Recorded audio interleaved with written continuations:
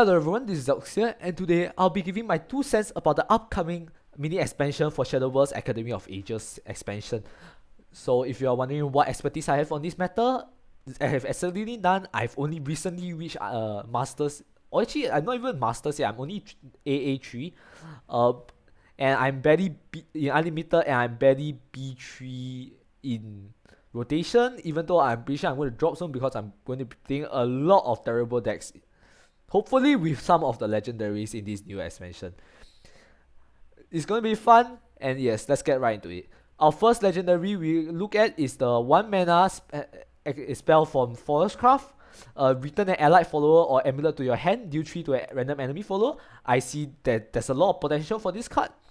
I think this will be run in place of Floral Breeze in a lot of decks. Floral Breeze is another version, a bronze version of this card that regains you 1 life. Honestly, think might be good. I have no idea why this is a legendary, except for maybe the enhanced 10 effect, which summons a ticket of nut hands, which gains X and Y equal to the number of other cards you played this match, and is split randomly. Of course, what is good is a body without direct effect. So when you evolve the minion to summon, you also deal a pool of Z damage, which is equal to its attack to all enemies. Divided between all enemies, I'm going to assume that it's going to damage all the followers first, and then it will damage the leader. So overall, it's really just a spell. And as a minion, it also messes up your Woodsland. That's 6 mana. Accelerate 1 that actually bounces follow and draws a Forestcraft minion. I think this actually messes up the pool for that a bit if you want consistency. Although this helps you control the board a lot. I don't think you're going to play the second play for the second for its enhanced effect, quote unquote. Anytime soon. If a competitive match, this doesn't seem like the current meta. Not even in B3 doesn't really allow for you to go to turn 10 unless you're playing against an opponent that is playing another meme, which I do meet sometimes. Some potential, but simply because of the accelerate 1 effect, I'll give this a 2 upon 5 because it's pretty easily replaceable. Like as I said, there's Floral Breeze, which this can be easily replaced with, is not at all necessary for your account if you're planning to get this as a free to play. Honestly, just does it. It's better for your account that way. Moving on. Next, we have Call of the Alpha. 5 mana spell for Forestcraft. Return an allied bounce as well. I'm just gonna call it bounce from now on. I don't want to read that out too many times. So it helps advance your quest again, as always. And it summons 2 Okamis and evolve them. So not only does this summon 2 followers which could count towards your quest of having 20 allied Forestcraft for a sleeve play, but it also counts towards an evolve quest as well. So if you're planning to play an evolve package with Forestcraft, do run this card. However, what I think this will be run most for is Enhanced 8, give them Storm. 10 damage in Storm is pretty good, especially for 8. I think 8 mana 10 damage Storm might be a little bit slow, a bit on the slower side, but it is still a pretty strong effect. I think it can definitely help you close out some games, especially for those decks that don't run Ward, which is almost no deck nowadays. Now that I think about it, at least each deck runs at least some kind of Ward unless they're super aggro, and in which case you'll be playing this card for 5 anyways. So overall impressions aside, I think this card is pretty good. It helps you control the board. It advances a lot of your quests. Although it's a little bit costly, so I'll give it a 3 upon 5. Actually, let's make it 3.5 upon 5. Because it does a lot of things for you. It bounces, it summons, evolves, and at the end of the day, it can also be a finisher. Amazing card. Let's move on. And now we go to Swordcraft. Gain Oath to Glory. Officer. Legendary for Swordcraft. So at base it's a 2/2/2 rush, and on bound 5 rally it will be a draw a card, which is a cycle. Rally 10 will be a free evolve, 15 will be Storm, and Rally 20 will be Bane Ward and reduce damage to 0. Okay, so I think we can safely get rid of the Rally 20 effect. Is almost unnecessary because the one you'll be going for is Rally 15 in Rally list. Currently the cycle is very strong. I can see this starting to run in Mass Sword. If this is to replace a card, you will probably replace Cleric, the 2 bronze 2/2 ward that heals you for 2, even though that does help like prevent lethal sometimes. So I'm not quite sure. Don't think that Gwen is gonna slot into that unconditionally. Definitely can do though, because it's an officer. It helps ready cost the ready quest as well. So usually Rally 5 is finished by turn 4, Rally 10 is generally completed by turn 6, Rally 15 is around turn 8, so by turn 8 you should be able to get Storm on this follower consistently, which is 4 damage for 2 mana, which is really versatile. Simply for the versatility on this card, I'll give this a 4/5, very strong card. If you have it, good, go play Ready Swordcraft. This basically tells you to play Ready Swordcraft. Next, we have Fighter's Fortitude. 0 mana, gold heroic spell that gives +1 to all allied heroic followers and deal 1 to all followers. In all honesty, I don't think this card is very good. Yes, it helps trigger your most hero followers effect when they need an allied follower to be damaged, but at the same time, it doesn't really deal with much board. You want to use this as a control tool, but the only control decks that this currently fights against actively are probably Forest decks as well as Blood decks. And even against those decks, I don't think you want to be behind on hand advantage. Of course, since this doesn't cycle, of course there is Valiant Fencer which refills your hand on turn 7, and you are most probably going to die before that. Against draft list, maybe you will make it there turn 8. They'll probably kill you around turn 8, but there are a lot of faster cards. There are faster decks out there. There's Fairy Forest, even is a huge threat on turn 7 itself. And then, maybe on the other hand, this maybe isn't that unplayable. This could go into some decks, but I don't see a lot of lists running it. I don't see it being played as a actual cards. So maybe like 2 off. So because it's somewhat on the more niche side, quality of life, I'll give it a 2/5. Simply because it's just optional. I think it'll make the deck worse if you actually run it actually. So moving on, we have Golem Lord, a Runecraft legendary, and it's Earthright support. Summon clay golems and return this card to your hand at the end of turn. I say this card is actually... Wait, actually, let's read the other effect first. Fanfare Earthright 3 summon 3 Guardian Golems, but it's on turn 7. So, to see if this card is actually worth playing, let's compare it to the other board-based deck for Rune right now, Chess Runecraft.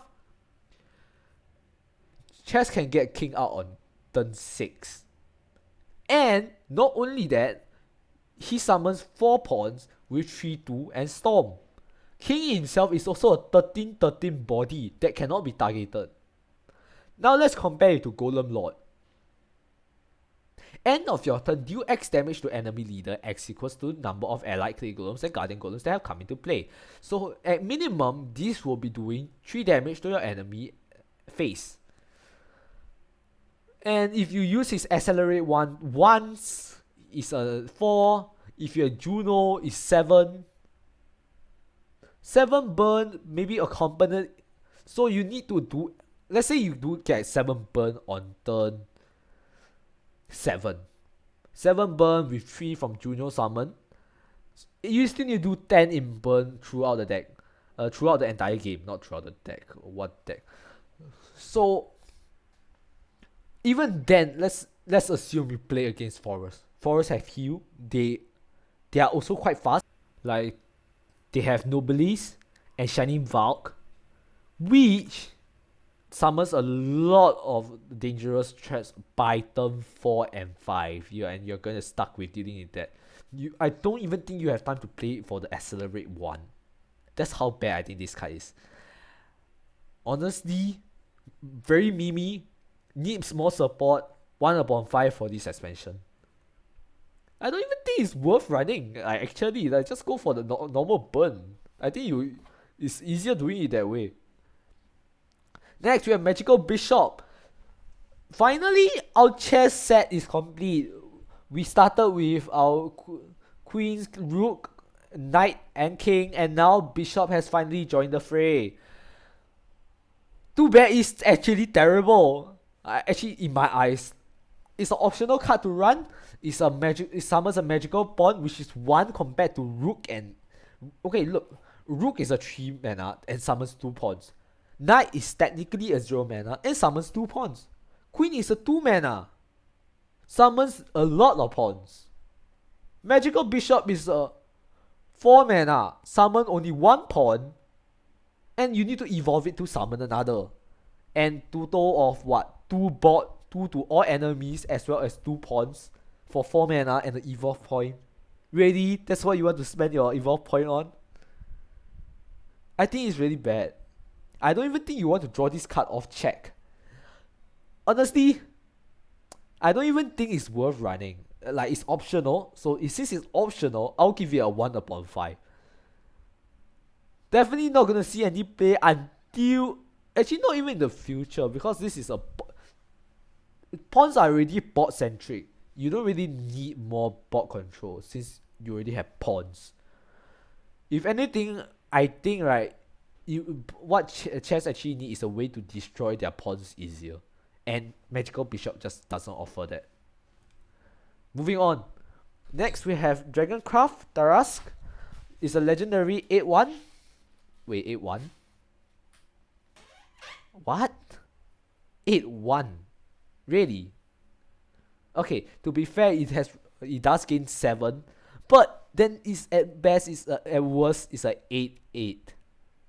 Rush Ward, deal 7 to the enemy leader on turn 8. So you can also interpret this as 8 mana, deal with one of your opponent's minions, do 7 to the enemy leader. Okay, pretty fine, especially you have Dragon Queen Castle down. So that will be 14 damage to your enemy leader, which, okay, to be fair, is like 66% of their health, or you're getting them down to almost lethal range. But is that really what you want to spend your turn 8 doing? Let me provide you an alternative. Like, even at the baseline, we have the Racket Girl, the gold academic from this expansion, that summons a 4/3 Storm at 5 HP, at like 5 or 7 HP, and then immediately 7 HP, and if you immediately you follow it up with Joe, that will be another 5 damage, assuming like Joe already has like 9 HP. Joe, and then you evolve for another 7. That's 12, 16 damage and 3 bodies. And you get to clear your opponent's board with the 5 damage from Joe. And that's without Dragon Queen's Castle. If there is Dragon Queen's Castle, you have 2 4/3 Storms. And you also have 2 effects of Joe. That means you'll be doing 17 damage with Dragon Queen's Castle on turn 8. Or you can play Tarask and deal with 1 minion. And in fact, I think this card, it shouldn't even be running your deck. Because remember what I mentioned earlier? The combo with the Racket Girl and Joe and Dragon Queen Castle. If you run Dragon Queen Castle and you have this card in the deck, this card will invoke itself and take up board space. Its fanfare doesn't actually activate when it gets invoked. It doesn't even get the +7, so you'll be at 11. I don't even know how hard it is to get 11 defense. Like, if you're going to spend time to get 11 defense on this follower, just go play Joe. It's not even academic. You can't even shuffle this. This is a brick. Tarask? More like trash. 1/5. Moving on. Armor Burst. Arm support. Return an allied arm follower to your hand and subtract 1 from its cost. Basically, this is just paying 1 extra mana to play a arm follower again. Does arm really need it?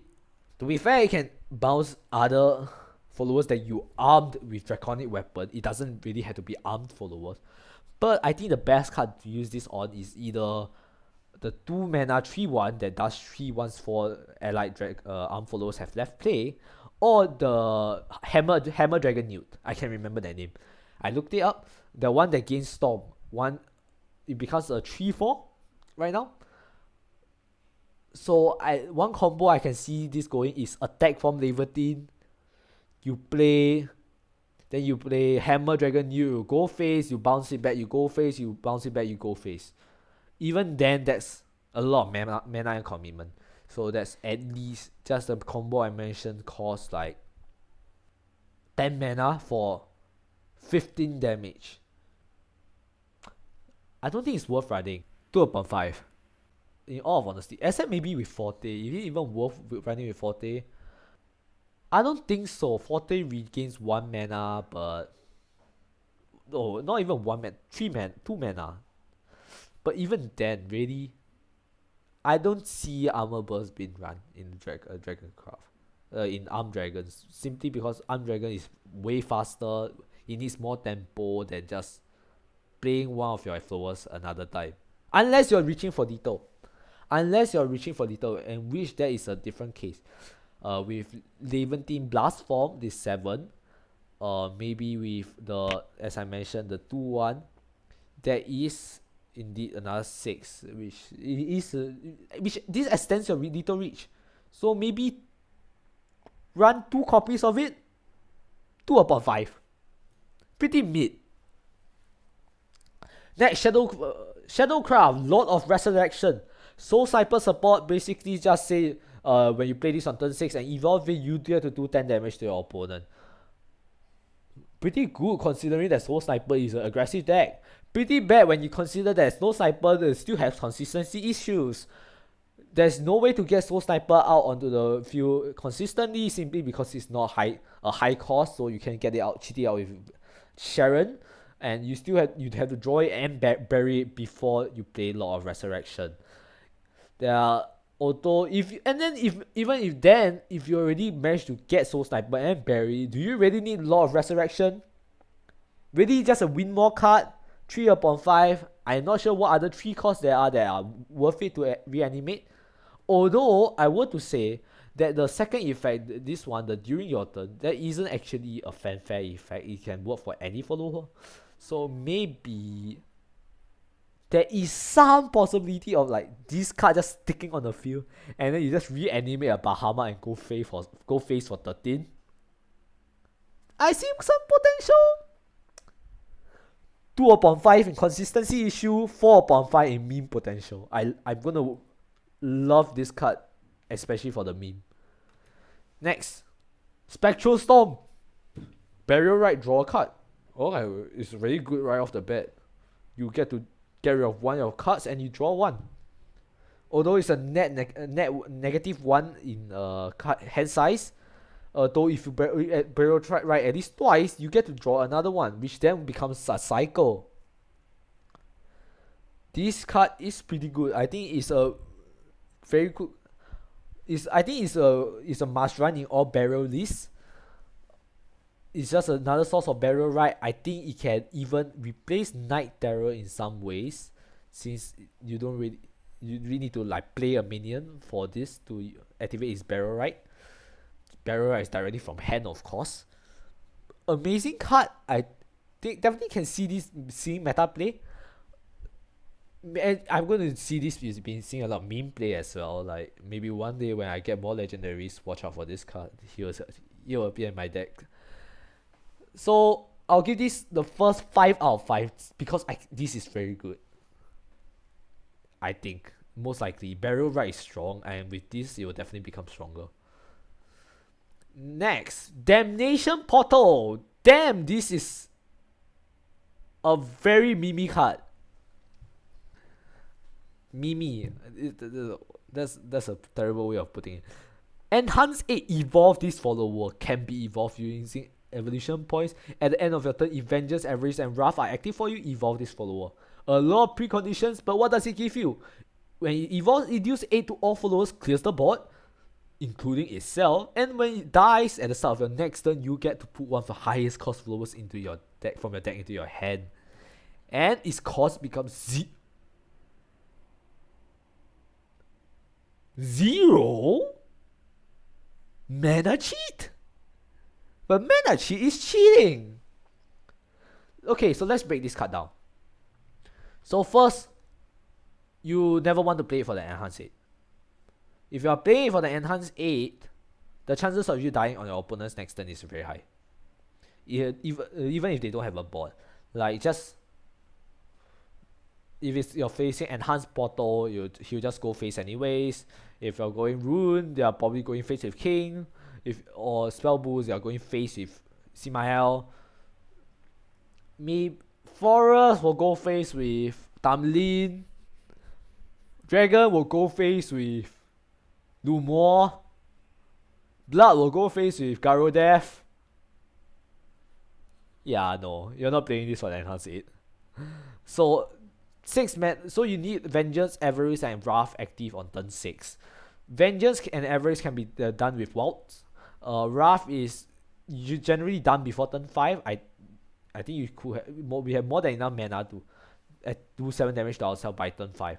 And on turn 6, we'll play this after we place Waltz on turn 5, and you'll evolve and destroy it or clear the board. Now, this sets up for a turn 7 lethal with Law of Devastation and Doom Lord of the Beast, which does 22 damage through ward. And I think it's pretty unavoidable.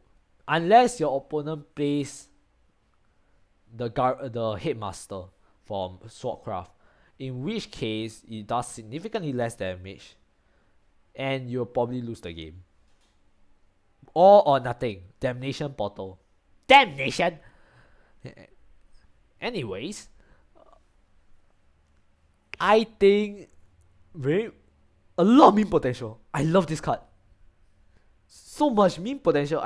This is going to be so future oriented as well. I love this card. 5 upon 5 for me. Me only. Because I hate myself. Other cases, because of a lot of consistency issues, you need to draw Damnation. You need to make sure you don't draw a lot of Devastations. And you need to make sure you have Wrath, Avarice, and Vengeance active on turn 5. By turn 5. So that on turn 6 you can play this. And so you need wards as well. 2 upon 5. But it's very scary, because if you can pull it all off, you're almost guaranteeing a win on turn 7. Devilish Matador. Oh, wait, so you're the... Okay. I changed my mind about what I said about Lord of Devastation and Doom Lord of the Beast. This is the intended target for Damnation Portal. Who would have thought that such a brutal and bloodlust looking portal summons such a thick Matador? Anyways, Accelerate 2, it doesn't break. Deal 3 and draw a card. Cycles for 2 mana, pretty decent. Almost say it's Pazuzu support, except for the fact that it's 8 mana, so you'll never play it for that. And even then, Pazuzu best deck right now, and in the past, it's never actually good. It's actually with 3 copies of Asphalt and 1 copy of the Warden for Bloodcraft. Do you really need Devilish Matadors? Accelerate? Not really, it doesn't contribute much. But the fanfare is what's important. It changes both leaders' maximum defense to 7 and restores 6 defense to both leaders. So, when you play this card, you die or he dies. And, thanks to Damnation Portal, you can get this card out for free. So, you have 7 mana to kill your opponent. You're in Vengeance. There's like 50 different ways you can do it. You can do it with 3 high-speed Marons. That's 9 damage without evolve. You can do it with 2. That's 8 damage without evolve. That's 8 damage with evolve. If they have wards, play Garlem, play another high-speed Maron. Or Garlem, Vania, evolve, Vania, ping. Oh my god, the possibilities are endless. If you can play this card with Domination Portal. I think the issue still stands with Domination Portal. You're never playing this card at full 8 mana because you'll kill yourself. That's asking to lose the game. That's basically being me. Don't do that. It's not good for your mental health. It's good for mine because I'm a freaking idiot. 2/5 simply because it has to rely on Damnation Portal. And Damnation Portal is already inconsistent enough. Next, Garuda Wing Radiance, legendary for Havencraft. Crystallize 1 countdown, 1 blast, draw. Okay, it's a 5/5 already. We don't even need to look at the rest of the effects.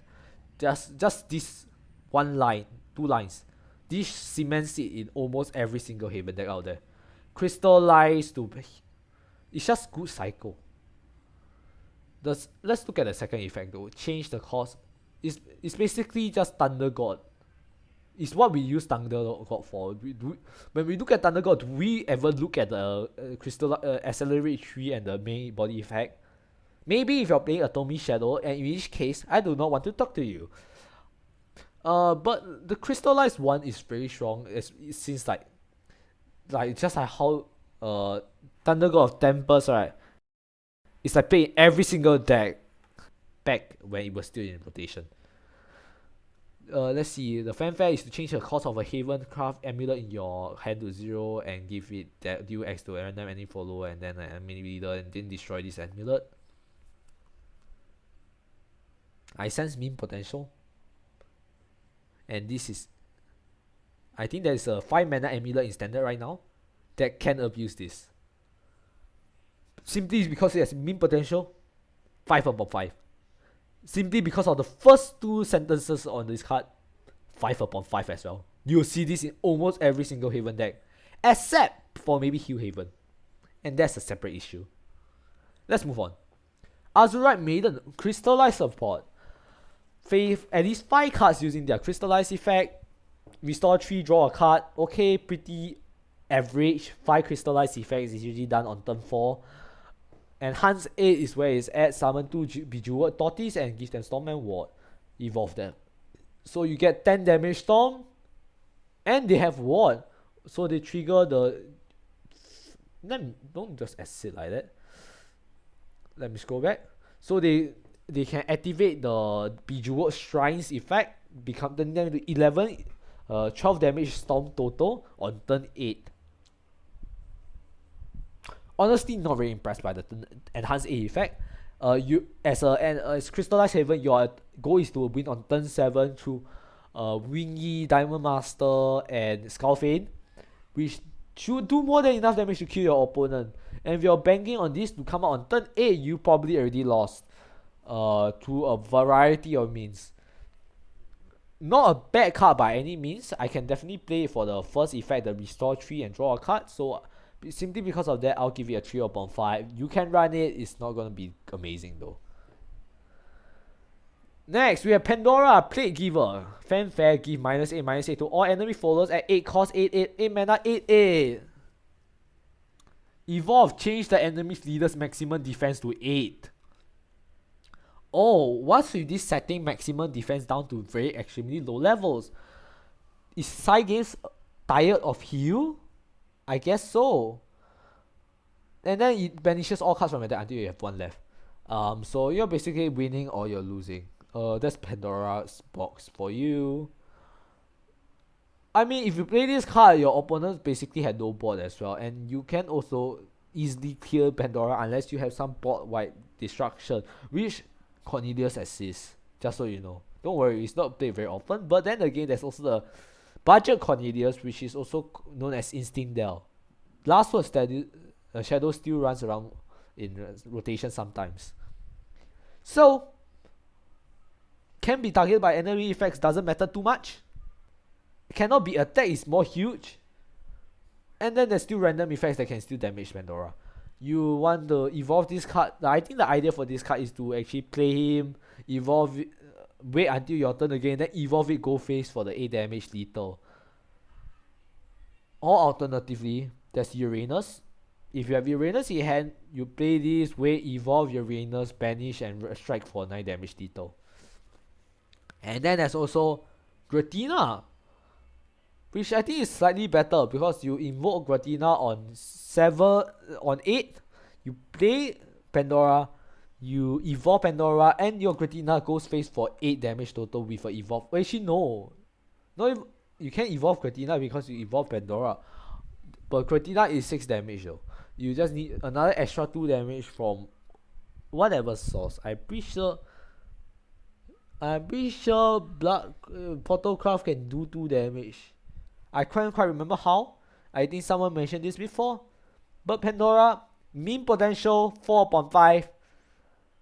Actual card power 2/5. Consistency issues. Hurts a lot. Like, people told me that you can play this in Enhanced Portal, and I was like, why would you want to play Pandora in Enhanced Portal? Okay, fine. Turn 8, you evolve, banish all the cards in your deck, then next turn you come down with card throw and one shot your opponent. Fine, valid point, but you're also doing turn 8, kinda do nothing. You do deal with the enemy followers, but like, if you're dealing with the enemy followers, why don't they just build your board back? Some issues, definitely playable. Next, we have Dimension Crack, a gold spell for Portalcraft. The first one effect is to put 2 copies of each of the following cards, into your deck. Airstrike is the Storm, Keen Edge is the Drain, Analyzing is the Draw, Ancient is the Rush. And then Enhance 7, you summon both. Because you have Enhance, it's now Enhanced Portal card. Automatically, it became a 2 mana, summons 2 Airstrike, summon 2 Keen Edge. So you get 6 strain at least, and at least 8 burn. Potentially more with evolve points. Also, but in WoW we have Resonance Portal. You'll probably be using it for the 0 effect, Analyzing Artifact, Ancient Artifact instead. Although I'm pretty sure they do not want to run Ancient Artifact at all. All in all, very solid card. I had 4/5. I can see this played a lot of places. Ooh, this works with Puppet Workout. Oh, that's disgusting. This is actually so disgusting in Enhanced Portal. But 4/5. I mean, actually look, simply because it's so strong. 4.5/5. Yes, 4.5. Next, we have Mikhail. Very useful card. Like, invoke, ready 10, 3/1 rush and restore. I think this is a 2-off in almost any control deck or tempo deck. It's very strong effect. Not actually very strong. It's not a game winning effect, but it is an effect that keeps you alive and helps you get to your game plans later on in the game. Maybe it can help you, the slower meta helps slows down the game a bit more, but at the same time I can also see it doing nothing as it gets absolutely trampled by the monsters which are known as Chest and Blood. Moving on. Oh wait, I need to give this a rating first. 4/5 simply because of how versatile it is. We have Blooming Dancer. If any evolve allied followers are in play, evolve this follower. So it's just basically, it's always the 2 mana 4/3 draw. It's basically Bumpkin Recruit on steroids. So if you play this in every evolve list. It's very general, it's very generic, but it's just good. 3/5. It's not exceptional, you just run it because it's there. And it's just a free evolve. Let's move on. Oh wait, that's it? Oh well, never mind, that's it. That's all for my card review. Let me know what you think about all the cards. If I said anything wrong, feel free to roast me in the comments below. Don't hold back. I need to learn after all. And I want to see what are your ideas of some meme decks that I can potentially do with some of these cards, if I get them. Thanks for watching the review. Have a great day.